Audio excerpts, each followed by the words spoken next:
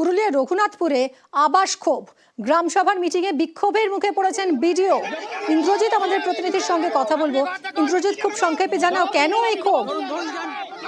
দেখো, এই ক্ষোভের মূল কারণটা হচ্ছে গ্রামবাসীদের অভিযোগ যে যাদের পাওয়ার কথা আবাসের বাড়ি তাদের তালিকায় নাম নেই, এবং যাদের তালিকায় নাম আছে তারা যোগ্য নয়, তার কারণ তাদের পাকা বাড়ি রয়েছে। আর এই কারণেই আজকে পুরুলিয়ার একেবারে যেখানে বেড়ো গ্রাম পঞ্চায়েত, সেই গ্রাম পঞ্চায়েতে গ্রাম সভার মিটিং হচ্ছিল আবাস নিয়ে, এবং সেখানে বিডিও পৌঁছাতেই গ্রামবাসীরা ক্ষোভে ফেটে পড়ে এবং বিডিওকে দেখে বিক্ষোভ দেখায়, তার গাড়ি আটকে বিক্ষোভ দেখাতে শুরু করে। এবং গ্রামবাসীদের একটাই অভিযোগ যে যোগ্য প্রার্থীরা তালিকা থেকে বাদ পড়েছে, এবং বিডিও পরবর্তীকালে আশ্বাস দেন যে বিষয়টি খতিয়ে দেখবেন।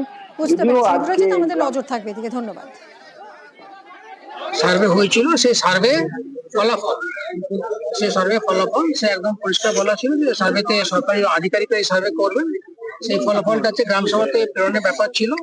আমরা গ্রাম সভার আপত্তি বা যদি মতামত সেটাই আমরা এখানে তুলে ধরার চেষ্টা করছিলাম, কিন্তু মনে হচ্ছে যে অনেকগুলো লোকের ক্ষোভ আছে, জনগণ ক্ষোভ বিক্ষোভ দেখাতে পারে ভিডিও কাছে। ভিডিও ভালো লাগলো যে একটা সবাই মিলে এখানে এসে একটা অংশগ্রহণ করেছেন,